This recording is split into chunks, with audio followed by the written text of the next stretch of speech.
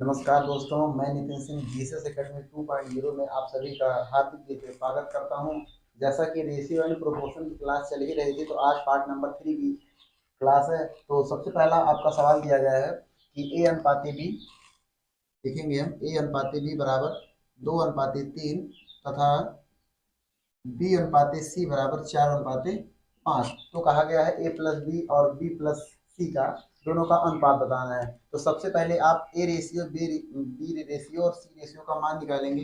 तो सबसे पहले लिखेंगे ए अनुपात बी अनुपात सी, और आपको बताए थे कि यहाँ लिखना 2:3, और जो बी और सी का है यानी लिखना 4:5। यहाँ 3 कर देंगे और यहाँ 4, तो 4 दूनी 8, 4 3 12, 5 3 15। कोई संख्या कॉमन नहीं है कटने वाली, तो A ratio B ratio C ratio का मान हो जाएगा 8 12 15। अब हमें ज्ञात करना है ए प्लस बी और अनुपात A B plus C. A plus B यानी 12 प्लस 8 8, और प्लस में ए का मान 8 है, बी का मान 12, यहाँ लिख देंगे 8 प्लस 12। अनुपात ए बी का मान है 12 और सी का मान है 15। 12 8 जोड़ेंगे कितना हो जाएगा 20, और 15 12 हो जाएगा 27। ये संख्या कटने वाली नहीं है, तो हमारा जो अनुपात हो जाएगा ए प्लस बी अनुपाते बी प्लस सी का 20:27। अब हम चलते हैं सवाल नंबर दूसरे पे।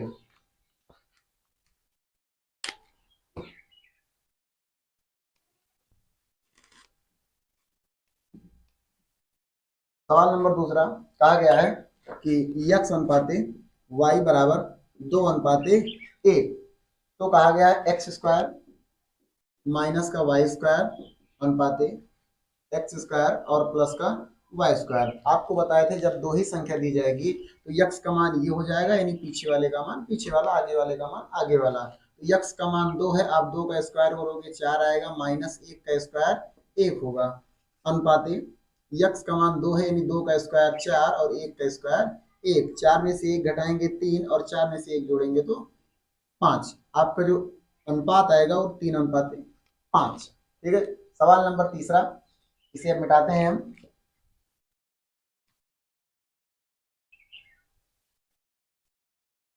कहा गया है यक्स अनुपाते वाई बराबर 7:3।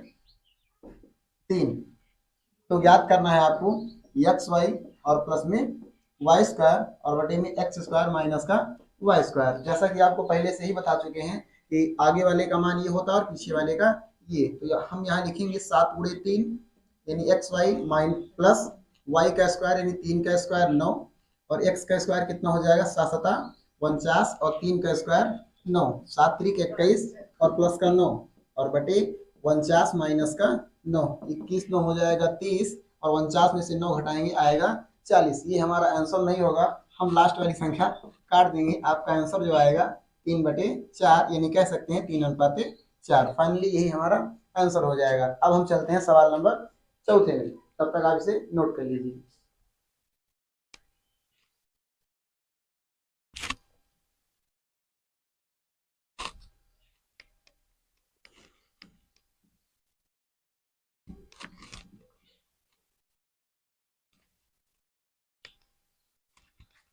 सवाल नंबर 4 कहा गया है कि 4a माइनस का 5b और बटे में 4a प्लस का 5b बराबर 1/6। तो ज्ञात करना है ए अनुपाते बी का मान। यहाँ ए और बी का अनुपात ज्ञात करना है। तो सबसे पहले हम करेंगे क्या, ऐसे सवालों में क्रॉस मल्टीपल यानी ब्रज गुणन करते हैं। तो हम 6 का गुणा इससे कर देंगे और 1 का गुणा इससे कर देंगे। तो 6 का गुणा इससे करेंगे तो 6 चौका का 24a माइनस 6 पंचे 30b बराबर, अगर इसका 1 से करेंगे तो कोई प्रभाव नहीं पड़ेगा, ऐसे ही हम इसे लिख लेंगे 24a, और ये अगर इस साइड आएगा तो हो जाएगा माइनस का 4a 5b। अगर 30a माइनस का है, पक्षांतर के उस पार अगर हम करेंगे यानी ये प्लस का हो जाएगा, यानी प्लस का 30b। 24 में से 4 गया तो हो जाएगा 20a बराबर 5b प्लस 30 यानी हो जाएगा 35b। अगर कुछ कट रहा हो तो काट दो, 5 चौक 20 और 5 सते 35, यानी 4a बराबर 7b। और हमेशा a का मान इधर होता है और b का मान इधर होता है, यानी कह सकते हैं a अनुपाते b का जो मान होगा होगा 7:4।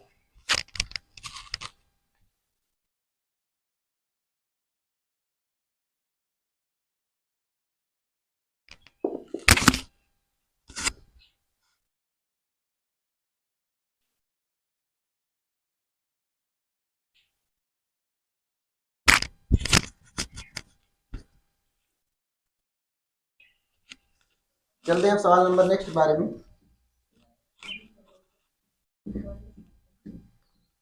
यहाँ कहा गया है a प्लस बी अनुपाते b प्लस सी अनुपाते c प्लस ए।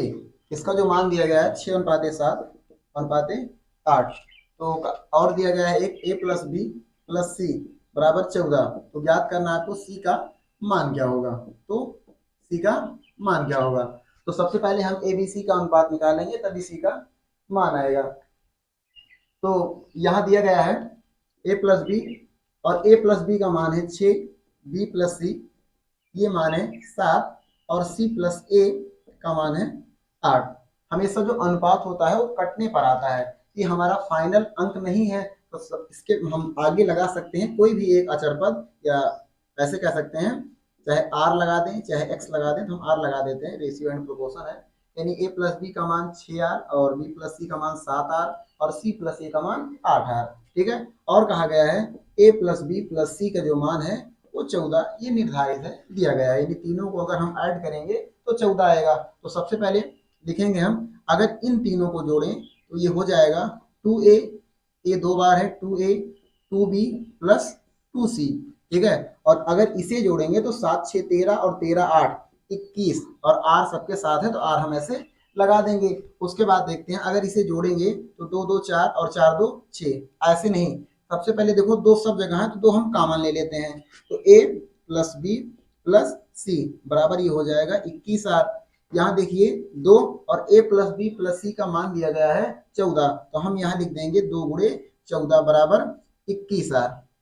अगर r को इसी साइड रहने दें तो लिख सकते हैं कि 2 गुणे 14 बटे में 21 बराबर r। अगर काटें 7 दूनी 14 7 तिरिक 21, यानी कह सकते हैं हम कि जो r का मान हमारा आया वो आया 4/3।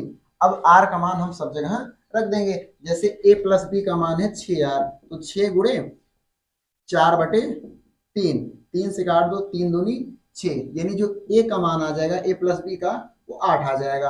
हमें c का मान निकालना है, तो और संख्याओं को निकालने की आवश्यकता ही नहीं है। अगर आप निकालना चाहें तो निकाल सकते हैं, लेकिन क्या मतलब है, देखो हम निकाल ही देते हैं।